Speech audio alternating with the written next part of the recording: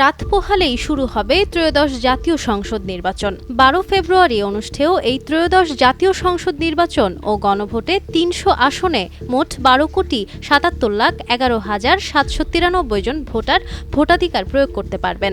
এখন প্রশ্ন হলো, কোন আসনে সবচেয়ে বেশি ভোটার রয়েছে? সারা দেশে মোট ভোটারের মধ্যে সবচেয়ে বেশি ভোটার রয়েছে গাজীপুর ২ আসনে।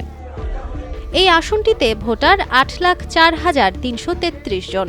এছাড়াও সবচেয়ে কম ভোটার রয়েছে ঝালকাঠি ১ আসনে। সেখানে ভোটার সংখ্যা ২,২৮,৪৩১ জন। এদিকে পুরুষ ভোটারের তুলনায় প্রায় ২০ লাখের বেশি নারী ভোটার রয়েছেন। ইসির তথ্য অনুযায়ী মোট ভোটারের মধ্যে পুরুষ ৬,৪৮,২৫,৩৬১ জন। অন্যদিকে নারী ভোটার রয়েছে ৬,২৮,৮৫,২০০ জন। সেই সাথে তৃতীয় লিঙ্গের ভোটার রয়েছে ১,২৩২ জন। Nafisa Nuyal, Times today.